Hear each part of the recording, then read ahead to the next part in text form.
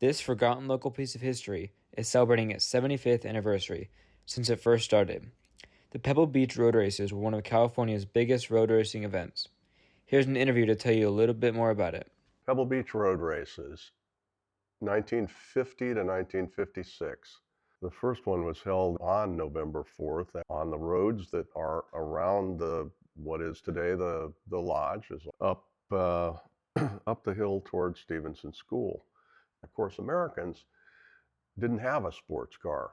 The other thing that Americans were not familiar with was sports car racing, road racing. Those people who started thinking about the idea of what can we do with these sports cars other than drive them around, how could we have some fun with other people, began thinking about road racing.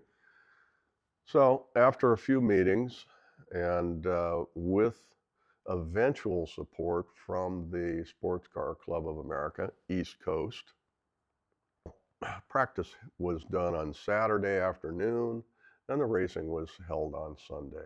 By 1956, there were 40,000 people in the Pebble Beach forest, which was not equipped to handle that big a crowd. I'll tell you a story of mine. My father took me to the 55 and the 56 road races.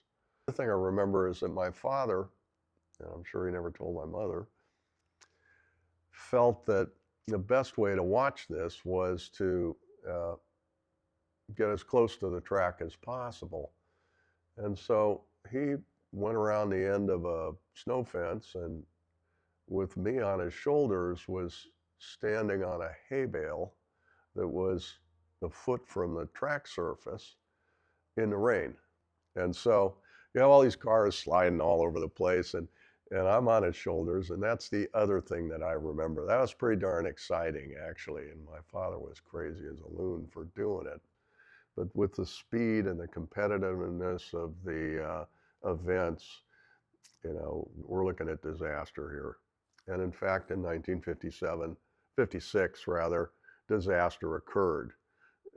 Ernie McAfee driving William Doheny big Ferrari came down the back straightaways, essentially from Stevenson School down to the intersection, was passing a slower car. The car slid, went into some hay bales, tipped up, started to fly, went into a pine tree and on the side of the driver and killed him instantly.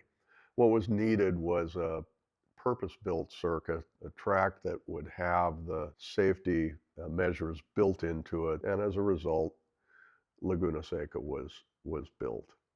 This story is one to remember and one that has changed the history of California's car scene.